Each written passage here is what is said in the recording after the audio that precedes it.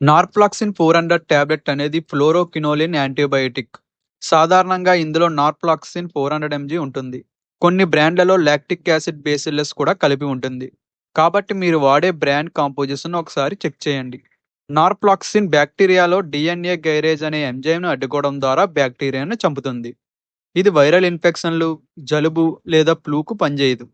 Urinary tract ఇన్ఫెక్షన్లకు, prostate ఇన్ఫెక్షన్లకు, కొన్ని ప్రత్యేకమైన బ్యాక్టీరియల్ ఇన్ఫెక్షన్లకు మాత్రమే ఈ మందును ఉపయోగిస్తారు. ప్రతి జ్వరం, ప్రతి విరోచనం లేదా ఇన్ఫెక్షన్లకు ఈ యాంటీబయాటిక్ సరిపోదు. డోసేజ్: ఈ టాబ్లెట్ను డాక్టర్ సూచించిన విధంగానే వాడాలి. సాధారణంగా ఖాళీ కడుపుతో భోజనం చేయడానికి 1 గంట ముందు లేదా భోజనం చేసిన 2 గంటల తర్వాత తీసుకోవడం మంచిది.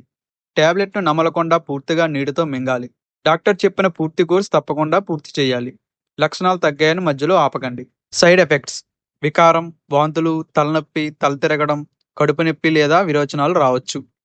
అరుదుగా కండరాల నొప్పి, టెండెన్ వాపు లేదా టెండెన్ చిట్లిపోవడం ప్రమాదం ఉంటుంది. అలర్జీ, శ్వాస తీసుకోవడంలో ఇబ్బంది లేదా తీవ్రమైన విరోచనాలు వస్తే వెంటనే డాక్టర్ను సంప్రదించాలి. ప్రికాషన్స్: గర్భిణీలు మరియు పాలిచ్చే తల్లులు డాక్టర్ సలహాతో మాత్రమే వాడాలి.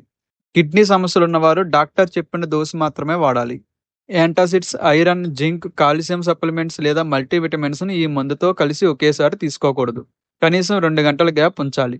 పాలు లేదా ఇతర డైరీ ప్రొడక్ట్స్తో కలిపి ఈ టాబ్లెట్ తీసుకోవద్దు.